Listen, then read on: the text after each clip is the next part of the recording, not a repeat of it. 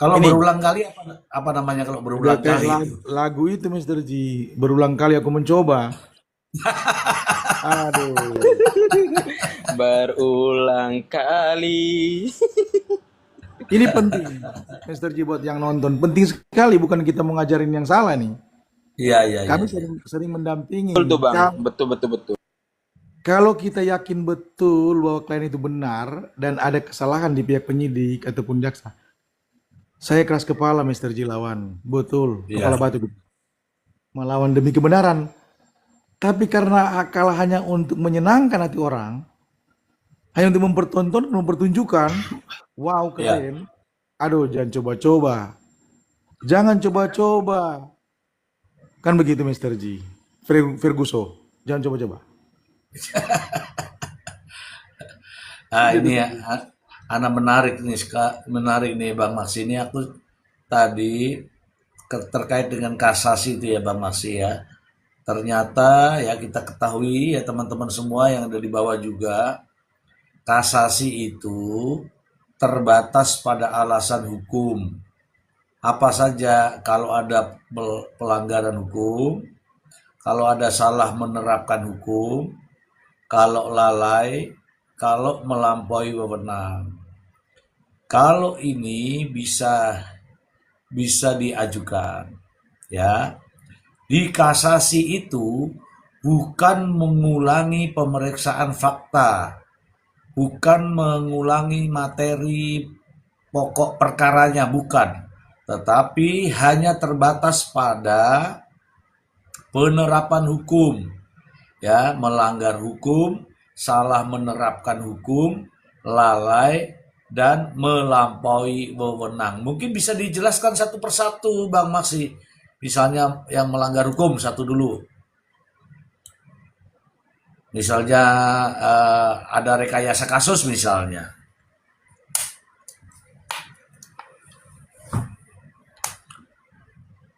Kita kan sebulan tadi bahwa sebetulnya yang penonton juga sudah pada sedikit banyak memahami Iya, apakah pasal yang diterapkan itu relevan tidak dengan bukti-bukti yang telah ada, bukti elektronik. iya, Kalau tidak relevan maka itu ada kesalahan. Kan gitu Mister Ji. iya. Tapi kan kita lihat bersama sudah dikupas lah, ya kan? Oke, Nah, berarti berarti satu ini kita analisa nih satu terkait dengan penerapan pasal. Clear ya ya?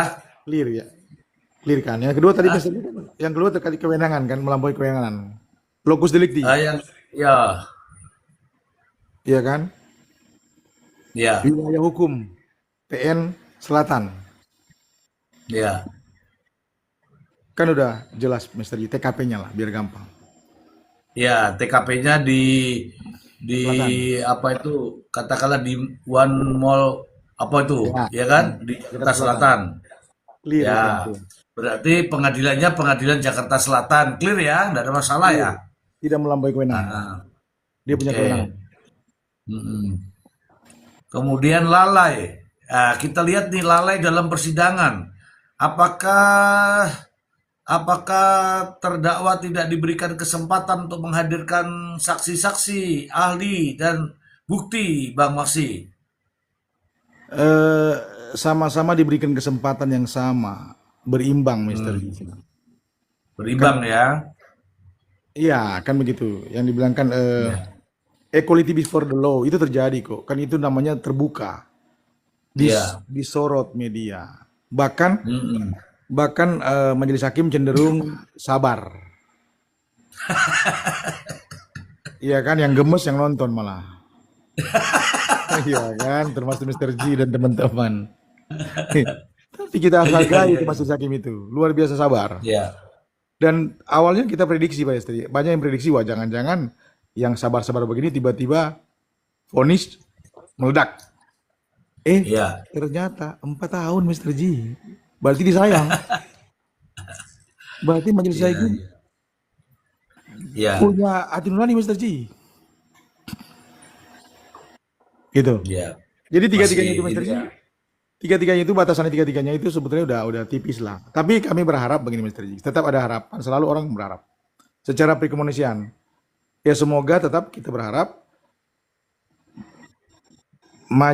dari pihak hakim dari Mahkamah Agung betul-betul memang on the track, tegak lurus, tidak melihat si A, si B. Dia akan memutuskan sesuai dengan dasar hukum dan hati nurani mereka juga. Demikian, terima kasih Mr. Ji. Ya, ya, ya, betul. Ini sudah kita analisa nih satu-satu ya. Eh, Penerapan hukum tidak ada celah di situ. Kemudian melampaui wewenang tidak. Lalai ini tadi barusan dibahas. Inilah contohnya lalai itu apa ya teman-teman ya? Tidak diberikan hak. Terdakwa ini tidak diberikan haknya. Misalnya tidak didampingi oleh penasihat hukum, ada didampingi. Kemudian tidak dikasih kesempatan untuk melakukan pembelaan, ada pledoinya, ada eksepsinya. Tidak diberikan hak untuk menghadirkan saksi-saksi, Bang Maksi sudah sebutkan, dihadirkan. Eh, artinya, artinya lalai tidak ada lalai. Kemudian penahanan, dikawal pada saat sidang, dibuka rompinya, dibuka borgolnya. Jadi tidak ada yang lalai di sini. Jadi peluang lalai itu tidak ada. Jadi penerapan pasal atau penerapan hukum lalai, kemudian melampaui wewenang tidak ditemukan. Itu menurut saya juga begitu, Bang Masi. Jadi tiga-tiganya sudah clear, Bang Masi. Iya, makanya Mr. Ji tipis ini, Tipis ya. sangat tipis. Memang kita tidak bisa bilang 100% Mr. Ji, nanti melampaui lagi kewenangan Mahkamah Agung ini. Iya. Ya kita berdasarkan analisa apakah pengajuan kasasi ini masuk pada golongan yang 88% plus tadi, yaitu permohonan ditolak oleh Mahkamah Agung. Ya kalau sudah by data tidak bisa dibantah, Bang Maksi. Ya, makanya ini ya tipis sekali bilang itu. Kemungkinan besar ini malah berat. Ya, Tapi begini, kalau memang sudah siap dari pihak terdakwa ya berarti sudah siap risikonya kan. Kalau memang ini kan kalimatnya judulnya jelas. Mr. Ji punya judul kan, ajukan kasasi NM siap hukumannya diperberat. Udah siap itu Mr. Ji lihat statementnya itu.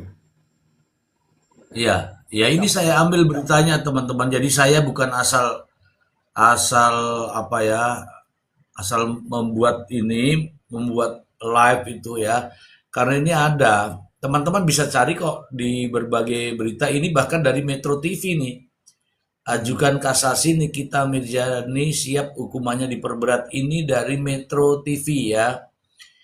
metrotv.com ini. Jadi kalau sudah di televisi ya boleh dong saya melakukan pembahasan Iya. begitu. Tetapi semalam itu Bang Maksi, semalam itu ada Bang Nasib. Itu analisanya itu juga satu satu rel lah dengan kita. Bagaimana bisa melakukan perlawanan hukum jika analisanya berbeda, Bang Maksi? Yang di sini adalah objeknya adalah pemerasan dan TPPU, tapi yang di sini justru Undang-Undang Perlindungan Konsumen dan Undang-Undang Kesehatan. Jadi nggak ketemu, Bang Maksi. Iya, yang mereka lebih ke skincare itu kan Mr. Ji. Iya, Kalaulah itu memang dari awal, itu harusnya kembali mundur lagi sebetulnya. Dari awal lagi sebetulnya ditarik. iya. Kan mereka sudah melakukan pelaporan juga itu terkait skincare bermasalah. Hmm, Kan begitu Mr. Ji. iya.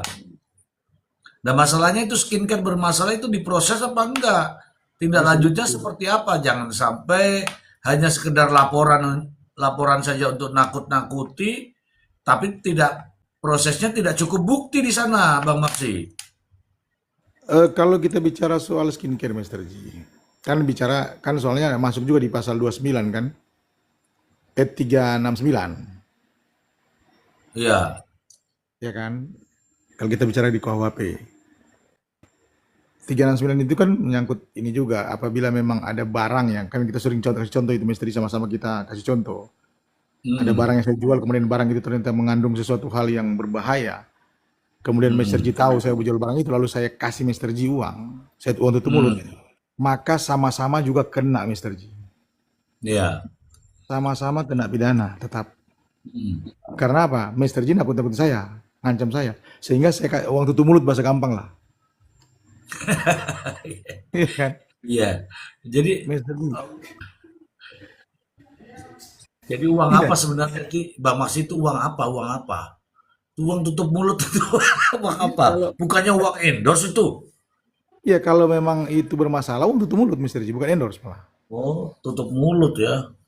Tutup mulut Mr. G. Ya, kalau tutup Maka, mulut berarti memenuhi unsurnya dong, karena di situ untuk menyerahkan, ya iya, kan, dengan cara menyerahkan mengancam. seluruhnya Mas, atau sebagian kan? masuk dua-dua itu barang. Nah, kan sering kita contoh Mas dari contoh ini ada oknum pejabat lah, punya Hmm, cewek, masuk hotel, di foto wartawan, tak keluar dari hotel iya langsung iya ditodong, bro, iya ini foto nih ada nih masuk hotel nih, udah, iya saya bongkar mau dibongkar apa enggak nih, rahasianya, ini kan iya rahasianya, udahlah tutup mulut nih, 50 juta, 100 juta, diem, nggak ada yang melapor Mister Ji kan makanya ini kadang pasal ini kan ada namanya hidden crime disebut hidden crime ditutup iya. pejabatnya karena sama-sama kena kalau si Hmm. bisa pejabat ini lapor oknum pejabat ini ada pemerasan dari si wartawan 369 kena itu pemerasan Jangan sebut wartawan, oknum. oknum wartawan dan oknum Ah, pejabat kena itu Mister iya Ji 369 iya iya tetapi tetapi iya. mau nggak si oknum pejabat ini dibongkar mau laporkan kenapa kebongkar Mm-mm, juga ada cewek mm-mm, mm-mm, kayak RK kan gitu. mm. Saya kasih contoh oknum karena ada RK. Kan begitu Mr. Ji. Nah, kalau seperti itu masuk itu barang dua-duanya. Kalau mereka mau kembali situ, Sami Mawon juga Mr. Ji sebetulnya. Ini kita bicara asumsi ya tapi kita bicara fakta. Fakta jelas 27B ayat 2 dan TPPU sudah teruji dan terbukti. Demikian. Iya, iya, iya, iya. Kadang kemarin juga ada Prof. Imran menyampaikan bahwa itu terjadi summon lob atau konkursus ya, terkait dengan perbuatan pidana yang berbarengan. Melakukan juga tidak pidana pemerasan, hasilnya digunakan untuk melakukan pembayaran, disitulah TPPU. Dan Bang Masi, kasus ini menjadi spesial ketika diterapkan undang-undang lex specialis. Apa namanya pemerasannya menggunakan ITE, kemudian pembeliannya diterapkan TPPU. Jadi dua-duanya ini spesialis, lex spesialis Bang Maksi. Iya, Mr. Ji karena apa namanya predikat crime kan itu masuk di ITE. Bukti Iya. elektronik yang paling kuat. Bukti elektronik, gitu. Mm-mm. Jadi betul-betul ya yang menjadi bukti utama chatting sama rekaman. Makanya ITE masuk. 309 langsung gugur kan? Iya, Gugur dia. iya, iya. Karena Eh, tiga iya, pasal kan? betul. Ada istilah kalau sudah ada undang-undang yang mengaturnya lebih khusus, maka undang-undang yang umum dikesampingkan begitu ya, Bang Mosi? Iya betul. Uh, Oke. Lex Specialis derogated lex generalis. Nah, silakan Setia kayaknya mau mau ngomong juga nih Setia nih, silakan. Bapak saya nyimak dulu saya sampai kerja nih Bapak sampai nyimak Bapak ngomong nih sama Mr. Z sama Mr. Z itu sama Bang Maksi. Saya sampai kerja nih Bapak. Soalnya sama belajar nih Bapak dekat sini biar mendengarkan nanti saya bisa nanti ada masuk koma sebelah bisa saya tahu nanti pasal-pasalnya macam ini saya nyimak sampai saya catat itu Bapak. Iya, Makasih iya, banyak Bapak saya iya. nyimak dulu. Oke, oke. Soalnya nanti Bapak begini Bapak, soalnya nanti saya bisa masuk di koma sebelah, bisa saya debat dengan mereka bisa Bapak ini pegangan saya Oh. nih. Ini dapat ilmunya. Oh iya, makanya kalau sudah masuk di Komal ini teman-teman, jangan ke Komal lain atau jangan jangan tutup. Karena apa? Sia-sia nanti. Nanti kalau di sana dapat orang berkelahi, di sana lagi dapat orang, ah, saya nggak tahu deh. Udahlah, kalau sudah di sini ya di sini Dapat aja duit udah, gitu. 35. Hah? Apa itu tadi? Kayaknya ini ya. Dedi, mana Dedi? Sudah saya undang tadi, Dedi. Bukan saya undang deh. Sudah saya terima tadi. Ini naik Bang Dedi. Bang Dedi. Iya sudah saya terima tadi. Kenapa langsung hilang? Itulah kalau Dedi itu mungkin dia masih ngomal lagi di sana-sana ini. Padahal Dedi kita butuhkan ini.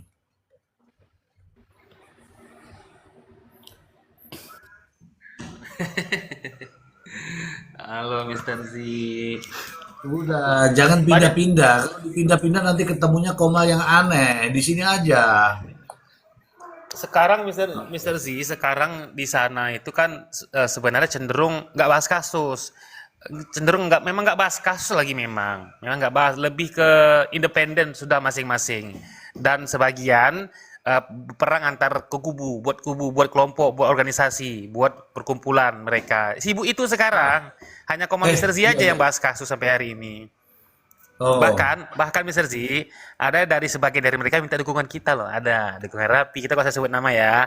Minta dukungan Rapi, minta dukungan saya, Mister Z untuk ya menyelesaikan permasalahan di antara mereka. Itu aja Mister Z. oh, Itu yang oh. terjadi sekarang. Eh, ada itu yang bikin grup apa itu? Samurai itu apa? Grup apa itu? Samurai. Iya. Nah, semalam kami sama Pak Rapi jam 2 malam, jam 2 pagi angkat topik itu. Naik ketuanya naik. Eh,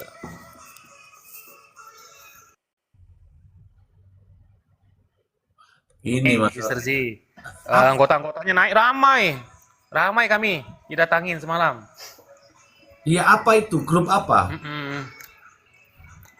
Jadi ceritanya gini, tahu kan Mambel kan, kapak merah kan. Nah, mereka Ya. itu Mambel ini kan menyerang orang Malaysia spender itu. Orang-orang yang sering bagi-bagi gift gede-gede itu diserang lah bisa-bisan.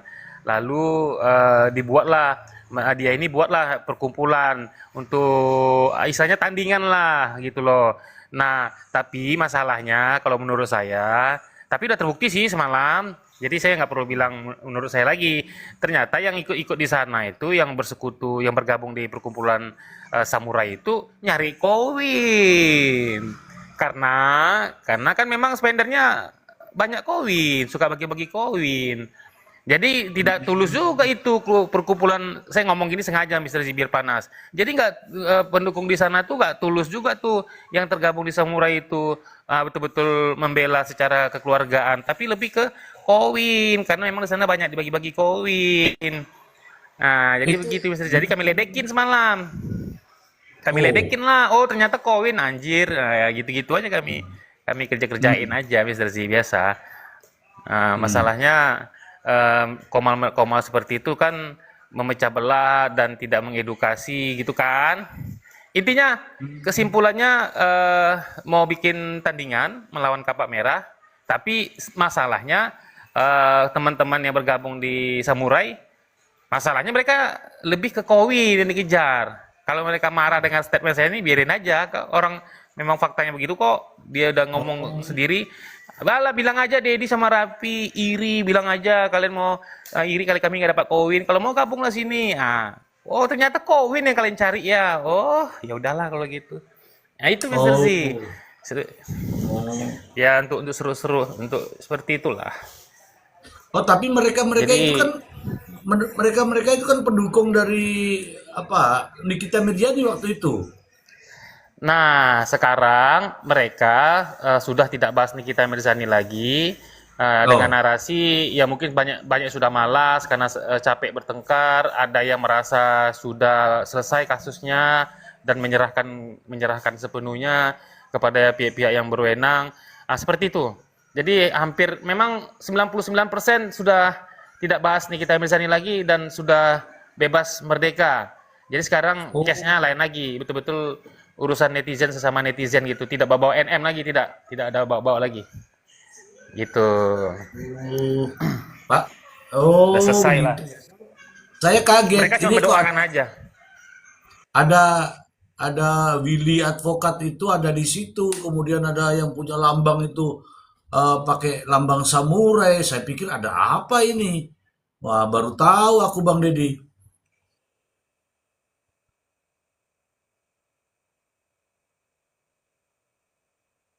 Mereka Hmm. tidak bawa nama NM kok, enggak, tidak membawa nama NM. Murni Iya, enggak. hanya perselisihan paham aja, pertengkaran antar netizen aja. Cuma masalahnya itu tadi lah, Mr. Z, yang mendukung kubu sini nyari koin. Karena kan yang punya grup kan, yang punya perkumpulan kan orang kaya, banyak koinnya. Yang tukang bagi-bagi koin. Gitu loh. Oh. Jadi kita penonton aja. Jadi kami semalam itu kami jam 2 pagi itu kami kerjain aja mereka. Nggak ada ini kan mumpung lagi suntuk. Kami gara-garain aja. Apa seolah-olah dengan tema bagaimana nasib bumi kata Rapi kan kalau seandainya dua kubu ini nanti apa perpecahannya sampai ke dunia nyata sehingga nanti rumah-rumah kita bagaimana nasibnya gitulah. Tahulah Rapi Mister Z ngompor-ngomporin ya kan. Iya. Iya, Itu. sekarang saya coba saya mau tanya nih. Bang Raffi, Bang Deddy tahu nggak apa alasannya mereka bikin grupnya Kapak di sini, kemudian Kapak Merah, kemudian di sini juga bikin Samurai. Itu latar belakangnya Mambel, Mambel yang Kapak Merah gitu. Iya, kapak Nyerang merah dia. siapa? Nyerang siapa? N- Nyerang spender yang sering bagi-bagi gift di roomnya Mumble CS. Itu diserang. Bahkan spender itu pernah ngasih iPhone lagi. iPhone harga belasan juta karena ada PK-PK di situ kan. Nah, jadi Hmm. diserang lah spender ini. Spender ini sakit hati. Sakit hati. Spender ini tentu ada pendukung juga dong, ya kan? Ya Hmm. kan? Terus Mambel ini kan musuhnya bukan cuma spender ini doang kan, benar kan? Hmm. Musuhnya kan Hmm. banyak yang diserang dia. Jadi bersatulah dengan spender ini, buatlah suatu tandingan samurai. Yang kalau bahasa saya Oh, siluman, saya sih bilangnya siluman itu. oh, Gitu iya, aja iya, simpel iya. bisa ya, kayak kayak Hmm. perpecahan biasa. Jadi saling serang Hmm. menyerang lah begitu. Hmm. Oh, pantesan ya sekarang nggak ada lagi komal-komal bahas mengenai perkembangannya Nikmir ya. Ya, nggak ada lagi. Mara Sedikit Prof. Mirzani udah nggak ada lagi. Udah nggak ada lagi. Oh, tadi Bang Maksi soalnya Nggak ada nanya. yang nyerang loh, nggak ada yang nyerang. Ya itu di bawah ada typing, nggak ada yang nyerang. Siapa bilang kalau saya perhatikan nyenggol-nyenggol juga kok. Orang buktinya Jaka kemarin naik pertama kali naik langsung bilang mana kapak merah, mana sini datang sini, gua hajar kata dia. Lah, itu fakta loh di room Rapi. Hmm. Ya, ya, ya. Oke. Jadi nggak usah inilah. Oke, silakan Mister Ji. Enggak, aku kalau nama begitu bukan nama orang nih. Kalau namanya aja cabe terus setan, berarti bukan manusia. Kalau nama orang ya Dedi, Emran, Bang Maksi gitu nama orang. Oh, ada Bang Prof Emran. Selamat malam Prof Emran. Bang Maksi. Ya, Mr. G. Malam, Prof. Malam, Bung Deddy. Iya, ternyata memang Malam. tadi kita ditanya-tanya Selamat malam. kok nggak pada live itu ternyata nggak ada Bang Maksi. Oh, itu Prof. Malam dengerin. Prof. Prof, malam. Selamat Ya, malam Prof. ma- Emran. malam Selamat Bang malam. Dedi, malam Bang Maxi, Ya. Iya, Bang Prof. Setia, Pak Mr. Z. Bang Deddy kemana aja Bang Deddy? Tapi waktu itu ketemu ya, Saya terus kok. berapa Iya, berapa waktu betul. lalu ya Berapa hari di yang lalu? sini. Iya, Ah, di sini. nah ini yang Bang Setia nih, Terkait kita jangan ketemu. Ya lanjut Bang. ini, Mister Z mau tanya soal ini nih, kasus di mereka ini nih. Ini kan kalau kita perhatikan dari narasi Bang Andi itu, ini kan mengungkit-ungkit soal doktif yang telah mereview sebelum-sebelumnya. Berarti kan kalau menurut saya nih, saya sudah tahu nih, oh berarti dia ini mempermasalahkan tentang unsur rahasia, ya kan? Akan membuka rahasia kan gitu kan? Saya pikir ke sana sih menurut saya ya Mister Z ya.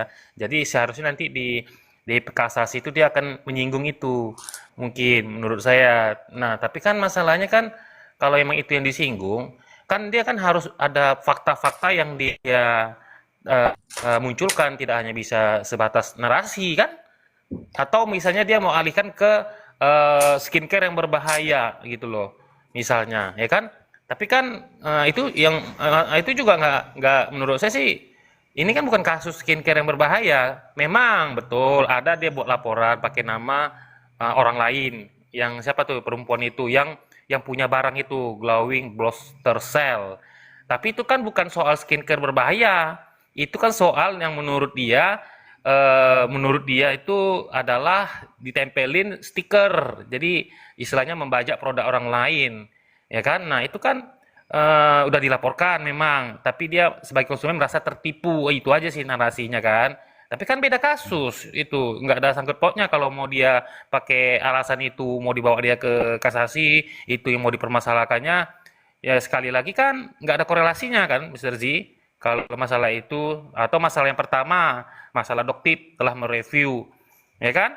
Ya, itu kan dasar hukum dia untuk mempertahankan diri, membela diri itu juga nggak masuk akal, nggak ada buktinya. Nah itu aja Mr. Z, bagaimana? Apakah mungkinkah ke sana mereka mainnya atau mungkin Mr. Z bisa menganalisis nggak atau Bang Maksi atau Prof. Emran kemana mereka mau arahkan pembelaannya di kasasi ini atau ada celah lain yang mungkin mereka manfaatkan. Nah itu aja Mr. Z supaya saya bisa lebih paham lagi kan. Terima kasih Mr. Z, Bang Maksi dan Baik, Prof. Emran. baik. Bang Deddy. Bang Deddy baca putusannya nggak? Enggak sih, udah nggak baca Oke, lagi Mr. Z. Dengar dari Mr. oke. Z aja, Mr. Z bahas Iya, informal. iya, oke. Jadi di situ sebenarnya ucapannya, narasi pembelaannya sudah ada di situ, Bang Deddy. Sudah ada di situ. Jadi tertulis di situ. Jadi judek fakti terkait dengan membuka rahasia. Ini kan dia membantah nih dalil-dalil pasal 27B terkait dengan pasal 27B bahwa eh, apa itu mendistribusikan dan mentransmisikan terkait dengan itu. Dia nyinggung masalah itu, masalah Dokter Samira itu. Nah, hakim membantahnya dengan kalimat begini bahwa siapa namanya itu terdakwa Nikita Mirjani mereview produk dengan me- bahasanya saya ini bahasa teknya mencontoh dari siapa namanya itu Dokter Samira itu, ya kan? Itu dengan opini pribadi yang tidak memiliki kapasitas. Begitu sudah dijawab itu. Jadi kalau itu lagi bahasanya dibawa-bawa lagi ke kasasi, ya saya kira sia-sia, Bang Deddy.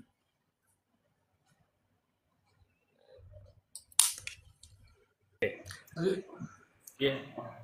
Iya. Makanya dia bilang kan itu hakimnya bodoh atau bodoh bodoh apa dia bilang tuh kan? Dia marah dengan putusan itu Bodoh, mungkin ya kan?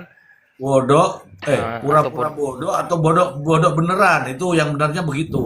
nah, nah itu berarti dia nggak terima kan dengan itu ya.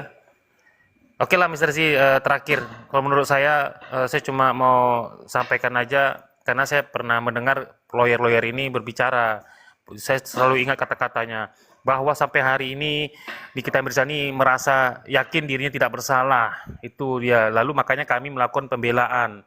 Itu sudah ada di sosial media. Nah, kemudian saya untuk penutup dengan adanya kemarin di tingkat banding itu sudah ada bantahan dari hakim begitu, lalu dia masih ngotot ngeyel mengatakan seperti itu, nggak terima. Kalau saya sih, menurut saya sih lebih mereka ini, saya tahu lah, menurut saya mereka ini apa ya? Mungkin dia udah tahu mungkin secara profesional, tapi karena dia ingin melayani permintaan kliennya yang ingin bebas, kliennya merasa nggak bersalah ya, jadi mereka hukum ini dia dibuat akal-akalan aja untuk menyenangkan hati kliennya ini. Pastilah kalau menurut saya ke sana karena statementnya memang begitu. Sampai hari ini klien kami merasa dia tidak bersalah. Oke, Jadi akhirnya sesat kalau menurut saya. oke, ini dengerin nih, kalimat ini sudah ada di media, di media cetak maupun media elektronik. Ini saya sebutkan meskipun tidak sempurna, tapi intinya seperti ini. Penasihat hukumnya bicara seperti ini. Kami mengajukan kasasi, ya, bukan tanpa pertimbangan. Nah, itu alasannya. Bukan tanpa pertimbangan. Ini didasarkan pada keyakinan klien kami bahwa dirinya tidak melakukan pemerasan. Jadi berdasarkan klien kami, bukan berdasarkan fakta. Itu masalahnya di situ. Kemudian yang berikutnya, ya, yang berikutnya, kami mengajukan permohonan kasasi ini berdasarkan instruksi dari klien kami, Nikita Mirzani. Coba instruksi. Jadi memang itu sudah dibahas sama Bang Maksi. Percuma kalau hanya dengan keyakinan, kemudian dengan bahwa dirinya tidak bersalah, tetapi tidak membantah fakta-fakta. Itu sering diucapkan oleh Prof. Emran, oleh Bang Maksi, bahwa kalau mau membantah, harusnya dengan fakta dan bukti. Begitu. Apalagi ini terkait dengan digital. Jejak digital tidak bisa dirubah, begitu Bang Dedi. Kalau ada narasi seperti ini, biarlah Bang Maksi yang menjelaskan. Silakan Bang Maksi. Mr. G, oke, Prof. Emran, izin. Apa yang disampaikan Bang Dedi tadi, saya rasa sepakat kita, Mr. G. Gini, memang setiap advokat, pengacara, kita punya naluri membela. Jiwa membela harus besar. Kalau nggak ada jiwa membela, naluri, jangan jadi pengacara. Sepakat saya, Mr. G. Tetapi tentunya kan kita punya ilmu, pengalaman. Berbicara soal pidana berarti bicara unsur-unsur. Bicara, itu unsur-unsur yang paling utama kan. Unsur-unsur yang ada dalam pasal, yang diterapkan, yang dituduhkan lah. Saya pikir begini, Mr. G. Kalaulah begini, kalau dalam pikiran kita sebagai lawyer, Mr. G, sudah berpikir bahwa pokoknya bagaimana caranya apapun bela mati-matian untuk memenangkan atau membebaskan klien kita, silakan. Silakan, Mr. G. Kalau untuk naluri membela, yes. Saya bilang kan, Mr. G, kalau kita merasa benar, yakin betul benar ini klien kita benar, saya akan keras kepala, Mr. G, membela mati-matian, baik di kepolisian maupun di pengadilan. Itu pasti kita lakukan. Itu naluri membela ya, Mr. G. Tapi jangan sampai kemudian melampaui tadi. Apalagi, Mr. G, jangan sampai karena ingin menyenangkan pendukung. Dulu kan pendukung kan banyak banget, mayoritas, ya kan? Ya. Jangan sampai hanya menyenangkan itu, kemudian selain itu menyenangkan klien. Itu yang bahaya. Tapi kalau murni teman-teman itu, sejawat itu, murni memang naluri membela, is okay bagi saya, Mr. G. Tapi kalau kita sudah tahu sebetulnya bahwa wah ini unsurnya masuk, kan kita paham, Mr. G. Ketika unsur masuk, kita pasti tepuk pundak kliennya. Nah, kita nggak tahu ya, mereka sudah tahu itu atau tidak, kita nggak tahu. Tapi kalau sampai tahu, kemudian masih membela mati-matian, tidak berpikir bahwa ini hanya meringankan saja, bukan membebaskan, hanya meringankan, is okay. Kalau sudah tahu, tapi kalau sudah tahu tetap ditabrak juga, Cilaka, Mr. Ji. Cilaka ya. Dan teruji dan terbukti. Statement-statement disampaikan oleh teman-teman itu akhirnya teruji dan terbukti di PN dan di PT. Kan begitu. Tapi sekali lagi kita Iya. hargai, saya hargai mereka punya jiwa membela. Karena kita sama-sama sejawat, sama-sama lawyer. Pasti kita bela dengan keras kepala kita ketika itu benar. Tapi kalau sudah mati-matian, Mr. J, apalagi menghalalkan segala cara, kemudian statement-statement kita yang terkesan bahaya. Sekali lagi, Mr. J, saya kata kunci saya, tapi kalau murni mereka, murni memang untuk membela, naluri membela, oke, murni. Tapi kalau jangan sampai ada kepentingan lain, itu yang celaka, Mr. J. Karena sudah jelas, sudah teruji dan terbukti. Kalau kemarin, Mr. Sebelah tadi, kalau banding, wajar juga. Kan harus diuji juga di mana-mana. Kita juga, kalau saya sebagai lawyer juga, saya pasti uji, Mr. J. Mr. J juga begitu. Iya. Kita uji di banding, pasti. Tapi akhirnya ketika diuji di banding, sama-sama kan banding. Jaksa banding, PH banding. Kan? Bertarung di situ. Judeks fakti. Malah 4 jadi naik 6. Nah, kalau sekarang pun lalu kemudian ambisi untuk ke kasasi, yang dengan statement tadi ada instruksi daripada Iya. NM, ya kita nggak tahu. Kalau kita Mr. J, sekali lagi satu tepuk pundak Mr. J. Atau kalau saya jujur, saya pernah melakukan soalnya. Saya pernah lakukan, saya mundur, saya bilang ke PH, klien. Silakan ganti lawyer. Saya pernah melakukan itu Mr. J. Jujur aja. Karena sudah bertentangan hati nurani saya, wah ini sudah nggak benar nih. Memaksakan diri nih. Apalagi ada klien yang katakan, oh udah pokoknya saya bayar mahal. Bagaimana caranya bela mati-matian? Oh cilaka saya. Mundur saya Mr. J. Jujur aja. Kasarnya kan begitu. Emang ini memang apa ya Mr. terkesan langka Mr. J. Jujur aja. Ini lawyer ini kan Jakarta ini Mr. J. Ibarat hutan belantara kita ada di hutan belantara.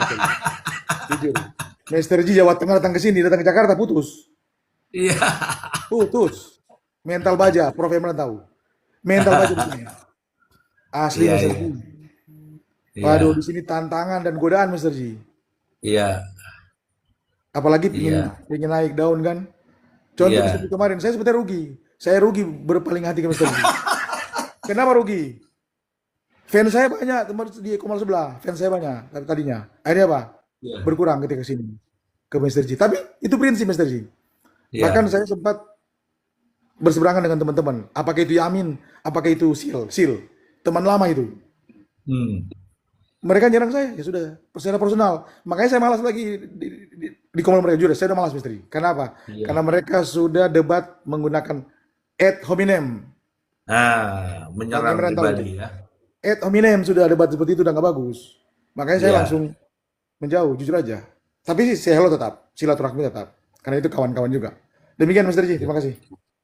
Oke, terima kasih Bang Maksi. Ini ya Bang Dedi ya, ini ucapan yang ada di media ini saya bacakan ya, Saya bacakan. Kuasa hukum Nikita Mirzani menyatakan keputusan untuk mengajukan kasasi adalah langkah yang diambil berdasarkan keyakinan penuh kliennya. Tuh, keyakinan penuh kliennya. Kemudian ada lagi di sini ya.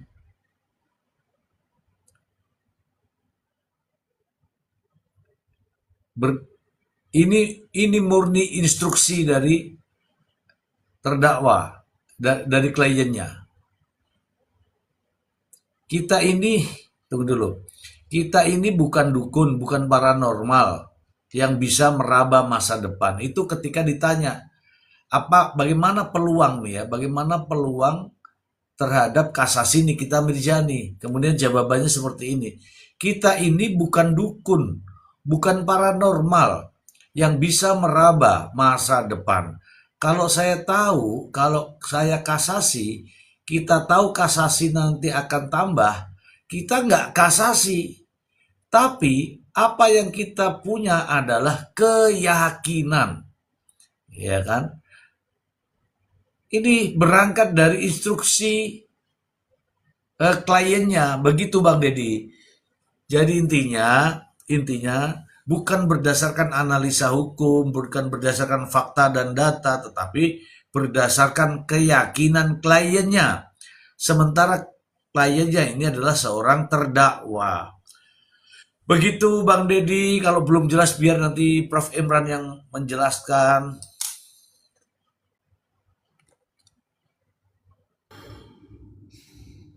Kayaknya udah jelas banget tuh sama Bang Maksi. Udah Bang, ya.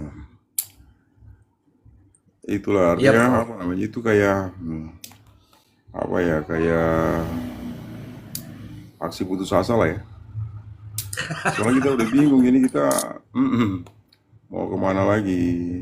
Apalagi dalil yang kita gunakan dalam argumen apa namanya memori kasasi itu kan. Iya, Prof. Jadi mungkin begini Mr. Z. Ya, Faktanya itu kan udah nggak mungkin dirubah lagi karena fakta yang ada lah itu yang kemudian diperiksa pada judek jurisnya. Jadi kalau dia bicara fakta berarti fakta yang sudah tertuang di apa namanya dua pengadilan itu, baik PN maupun ya, DT. Fakta itulah. Mereka mengakui fakta itu. Pada prinsipnya, kalaupun itu ditolak, artinya yang ditolak itu adalah maksud yang ada pada apa namanya fakta tersebut. Tapi faktanya itu kan dibenarkan oleh mereka bahwa pertama fakta bahwa ada perbuatan, yang kedua ada transferan dana kan, ada penyerahan uang. Itu fakta. Cuman mereka itu kemudian mengajukan kasasi ini problematiknya itu ada pada jurisnya, hukum yang diterapkan. Jadi sebenarnya yang mau dikontra itu adalah oh ini apa namanya hakim keliru dalam menerapkan hukum. ya, Kalau kita baca rangkaian argumen yang mereka gunakan itu kan seolah-olah sebenarnya ini begini nih. Kalaupun mereka katakan bahwa deliknya ini mestinya itu delik pasal 27A. Seolah-olah begitu. ya, betul, betul, Prof. Betul. Gitu ya. Menyerang kehormatan, ya. Menyerang kehormatan. Akan diarahkan ke sana. Jadi memang yang mau dibantah itu adalah logika pada pasal 27B. Nah, mereka akan menggunakan itu satu. Karena faktanya memang sudah seperti itu. Karena memang judek apa namanya Mahkamah Agung kan yang diperiksa adalah hukumnya. Maka kemudian mereka menggunakan itu sebagai dalil untuk membantah penerapan hukum pasal 27B itu dan juga membantah kaitannya dengan pasal 3 itu yang mereka gunakan pada pasal 3 itu adalah putusan dari si Ismail. Ya, tuh, ya Putusan dari tidak Ismail. masuk dia. Begitu. Jadi pasal 55 itu yang kemudian memang diserang. Turut serta. Artinya turut sertanya seolah-olah kalau misalkan di kita ini artinya dia terbukti melakukan tindak pidana TPPU, mestinya Ismail juga turut menjadi Ya, pihak yang disertakan dalam tindak pidana itu, ya ya, kan? Itu sebenarnya sih, cuman kan ya gimana ya kita mau ngomong apa lagi ya kira-kira bisa sih. Kita udah ya, kayak Prof. bisa kata-kata kalau ngomong panjang lebar soal itu. Mau Iya, mulai Prof. soal soal apa Mr. Ji? Itu kan hakim sendiri kan kemarin kan sebenarnya yang kita diskusi di sini Bang Deddy, terus Bang Setia, Bang Maksi terutama kan dulu-dulu Ya, itu awal-awal tuh bahkan dalil-dalil yang pertimbangan-pertimbangan yang dikemukakan oleh hakim itu kan sebenarnya apa juga yang kita suka diskusikan di sini. Salah betul. satunya itu yang terakhir itu yang kita bicarakan itu kaitannya dengan kewenangan. Ini kan seolah-olah kan doktif kan yang melakukan review ya. Review ya. Review waktu itu kita katakan kan begini, review itu bisa dilakukan oleh orang yang memiliki kewenangan dan kewenangan itu harus secara atributif diberikan oleh undang-undang. Ya kalau dikontekskan kepada apa namanya skincare berarti BPOM.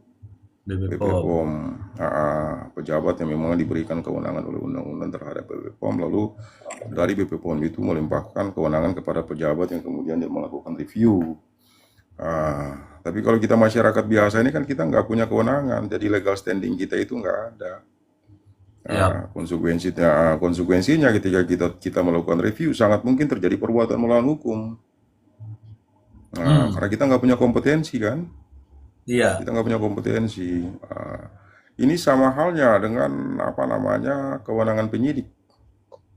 Kita Hmm. nggak bisa menetapkan seseorang itu sebagai tersangka kan, karena kita nggak punya kewenangan. Nah, kita Mm-mm. nggak punya kewenangan. Kewenangan menetapkan seseorang sebagai tersangka itu adalah Iya, penyidik. iya, Ya, iya, kenapa? iya, Karena secara atributif diberikan oleh undang-undang. iya, Itu iya, betul, contohnya. betul. Nah, kita hanya bisa bicara pada level presumption, praduga, praduga, praduga. Praduga ini pun hati-hati. Nggak bisa Mm-mm. kita gunakan frasa praduga itu semua kita yang kemarin coba diilustrasikan sama Bang Raffi itu ya. Saya kira itu apa satu contoh yang benar. Ah, jangan-jangan ini kan sebenarnya sudah mengarah pada tuduhan sebenarnya. Iya, Nah, jadi hati-hati juga kan, hati-hati. Biasanya kita pengen hindari delik hanya menggunakan frasa-frasa tertentu. Sebenarnya, tapi pada prinsipnya maksud kita itu sudah tersampaikan. Contoh seperti tadi itu. Jangan-jangan mereka ini nggak pernah belajar, apa bodoh, apa mungkin ya begitu ya. Itu jangan-jangan tuh. iya, Ah, itu contoh jangan-jangan kan? iya. Ah, itu sih misteri, itu sih misteri. Lanjut aja misteri. Siap, siap, Prof. Ini, Prof. Saya mau bacakan ini nanti bagaimana analisa dengan pernyataan ini, Prof. Ini dari yang namanya Andi Saripudin. Ya, ini temannya Bang Maksi, Prof. Karena Bang Maksi itu sudah dihubungi, Prof, sama Bang Andi Saripudin untuk mempengaruhi Mister Z katanya. Bunyinya begini, Prof. Saya ingin menyampaikan begini, bahwa putusan Pengadilan Negeri Jakarta Selatan dengan putusan Pengadilan Tinggi DKI itu menurut saya bahwa tim kami bahwa itu adalah putusan yang seharusnya batal demi hukum atau dapat dibatalkan. Ini ada pernyataan itu, Prof. Batal demi hukum atau dapat dibatalkan. Silakan, Prof.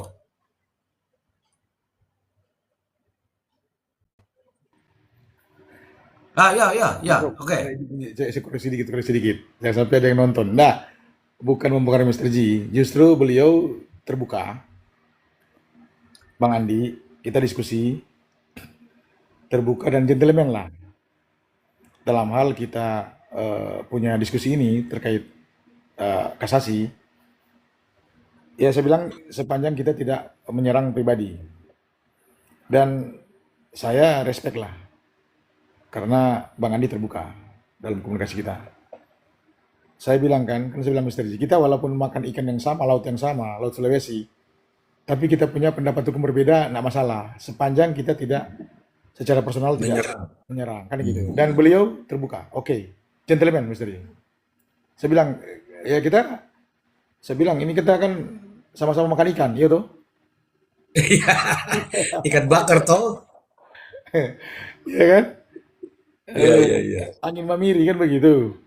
Iya, iya. Jadi saya bilang, jadi yang penting secara pribadi saya dengan Bang Andi aman. Oke, thank you. Jadi saya apresiasi lah, respect dengan beliau.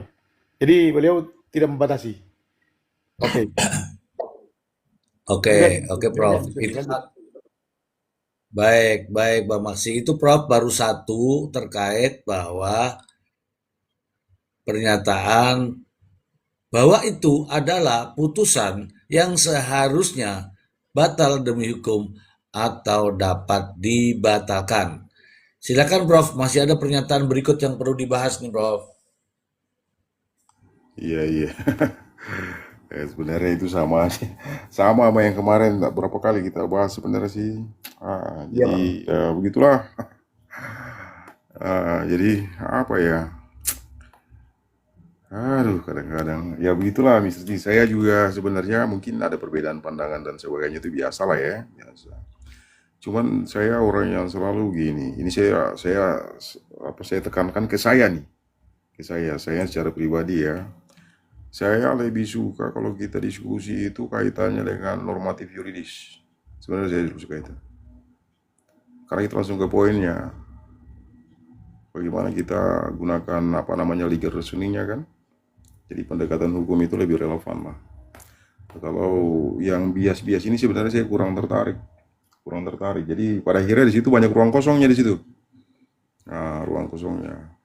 Karena memang basis basis kita ini kan sebenarnya apa ya, selain akademisi juga praktisi ya, praktisi, dan pendekatannya itu selalu normatif.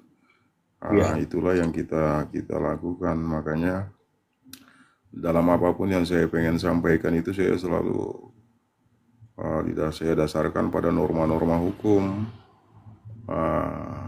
Kira lalu norma hukum, prinsip-prinsip hukum, teori hukum, asas hukum. Itu yang biasanya saya gunakan. Itu. Itu sih Mr. Ji. Jadi kalau balik ke pertanyaan tadi memang batal demi hukum dan dapat dibatalkan itu adalah dua terminologi yang berbeda. Oke. Artinya, kalau batal demi hukum berarti dia itu bersifat mutatis mutandis. Iya. Imperatif dia. Harus gitu loh. Siapa yang mengharuskan itu? Undang-undang lah menyatakan itu. Mm-mm. Misal kalau kita baca 144 itu kan kaitannya dakwaan batal demi hukum. Mm-mm. Kalau dalam isi dakwaan itu tidak ada syarat-syarat syarat formil dan syarat material yang harus dimasukkan ke situ. Kalau misalkan nggak dimasukkan berarti ya dakwaan di ayat 3-nya menyatakan ya dakwaan batal demi hukum. Nah, putusannya pun begitu.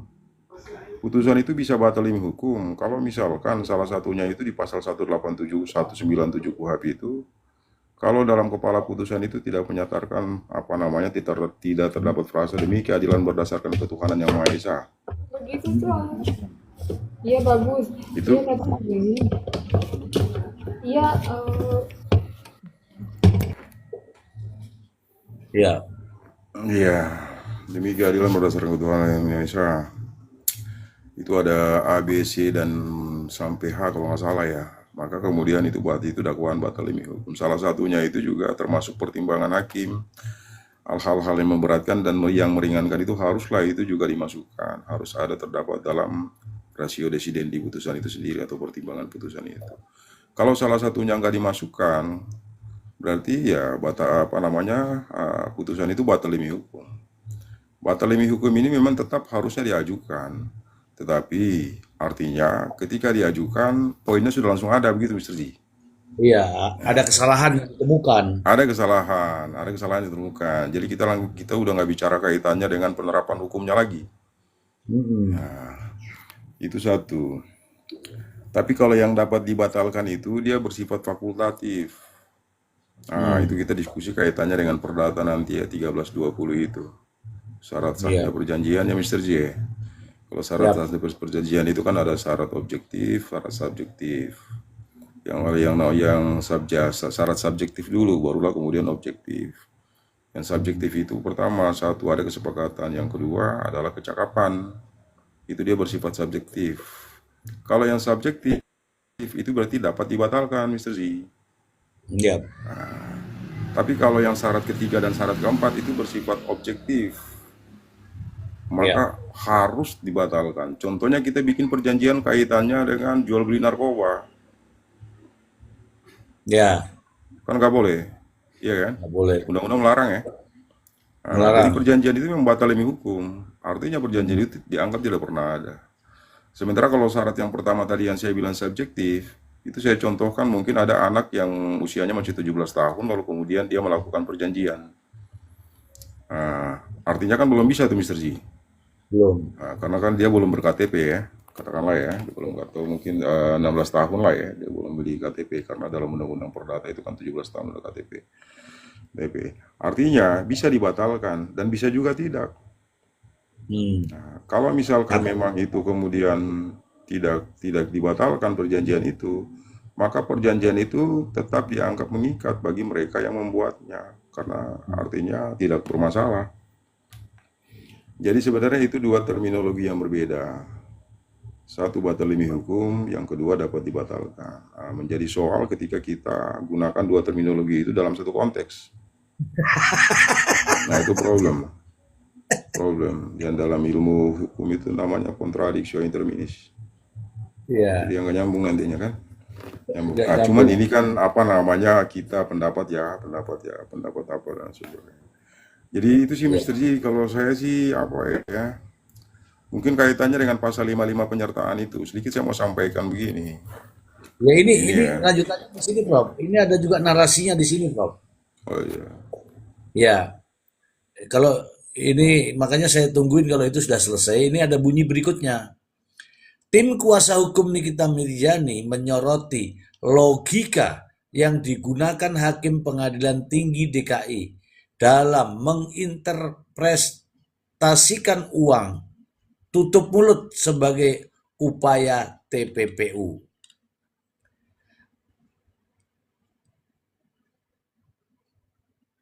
Andi dan Usman memaparkan fakta persidangan yang sebenarnya digelar menunjukkan ada permintaan tolong dari pihak Reja Gladys selaku pelapor kepada Nikita Mirzani. Permintaan dari Reja Gladys terkait dengan produk skincare yang jadi bisnisnya. Permintaan tersebut dinilai bukan upaya pemerasan atau penyembunyian uang. Silakan Prof, terkait dengan turut serta. Iya, saya kira itu kalau Bang Deddy jelaskan kayaknya lebih inilah, lebih apa namanya luas lah ya. Bagaimana uang itu kemudian kan beralih ya. Dari tadinya nggak ada uang lalu kemudian ada uang. Artinya jauh sebelum ada uang itu kan ada dulu rangkaian peristiwa yang melatar belakangi itu kan. Yap. Nah, kalau sebagai orang hukum itu biasanya kita melihat rangkaian peristiwa itu sebagai modus operandi. Modus Hmm. operandi. Apalagi kalau kita baca pasal 369 ini kan rasa mensreanya itu dirumuskan dengan maksud. Dengan maksud itu menunjukkan adanya sikap batin seseorang untuk sebelum melakukan tindak pidana. Nah, artinya begini, dengan maksud itu dia merupakan motivasi pelaku melakukan tindak pidana. Sebentar dulu, ada Harley tetangga saya ini gitu kan.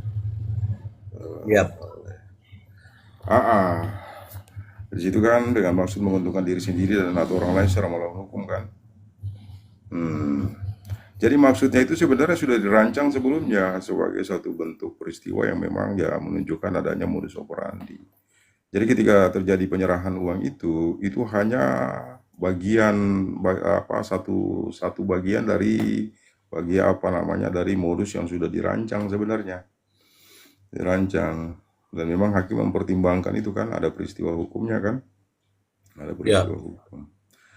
Itu sebenarnya sih, makanya dalam pertimbangan itu kan, dalam pertimbangan putusan itu sebenarnya sama dengan apa yang sering dijelaskan sama Bang Deddy kan, Yap. Bang Deddy itu, dan fakta-fakta itu pun kemudian diperkuat dengan alat bukti, baik alat bukti keterangan saksi dan alat bukti yang kedua itu adalah scientific evidence itu, Mr. Ji.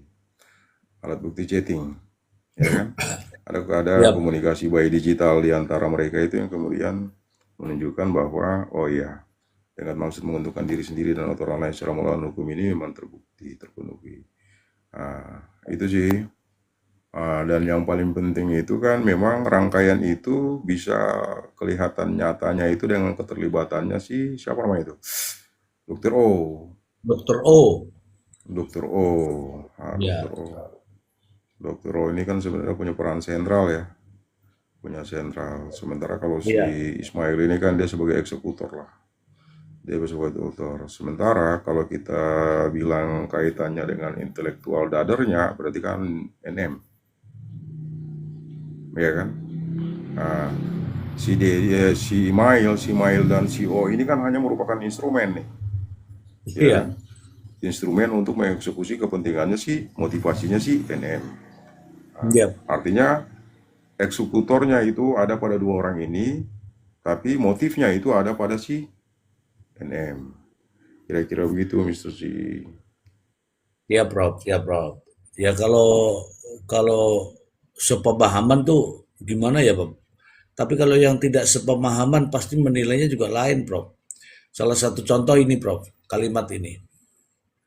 Kalau uang itu misalnya begini, uangnya langsung dari si pemberi duit langsung ke perusahaan itu, apanya yang disembunyikan coba? Oke. Andi juga menimpali dan mempertanyakan pemahaman Hakim Pengadilan Tinggi DKI terhadap hukum dasar. Ia juga menilai putusan teranyar untuk Nikita Mirzani tersebut merusak keadilan di Indonesia. Ini mungkin kalau belum bebas, kalau dibebaskan mungkin dibilang adil ini. Kalau masih ditahan itu pasti diserang terus nih hakimnya ini, Prof. Iya, sama aja sebenarnya makanya. Jadi sebenarnya kan case ini kan sebenarnya sebelumnya sudah terjadi beberapa kali ya. Makanya kemarin itu coba dilakukan scientific profiling oleh hakim kan. Nah, ada saksi yang memang sama sekali dia nggak ada hubungannya dengan case ini. Davina kalau nggak salah, siapa namanya itu? Saya lupa namanya. Siapa Devina, Davina ya? Ah, ah. Sama sekali dia nggak punya, dia sama sekali nggak ada hubungannya dengan case ini. Tapi kemudian hakim sama memang kemudian sama membutuhkan. sama Sheila Sokia juga tuh. Oke, itu juga sebenarnya itu merupakan korban tuh, maka mereka dimintakan keterangan. Nah, keterangan mereka itu kalau dalam konteks alat bukti yang merupakan bukti petunjuk, Hmm. bukti petunjuk. Dan bukti itulah yang kemudian digunakan hakim sebagai pertimbangannya. Salah satu yang apa namanya, sebenarnya itu untuk mengkonstruksi keyakinan hakim sebenarnya lebihnya. Karena kan Iya, dia nggak ada berita acaranya ya, berita acara petunjuk itu nggak ada ya. Nah, cuman hanya nggak ada, memberikan keyakinan hakim. nggak Nah, ada. kira-kira gitu sih Mr. C. Ya, ini semalam itu Bu Simaya itu janji mau naik, mau bertanya panjang, tapi kok begitu kita live ini kok Bu Simaya nggak hadir ya, Bro? Si undangan spesial. Oh ini, jadi udah ada nih Bu Blaya. Oh ya. Selamat malam Kak Mai, apa kabar? Malam Bu Simaya.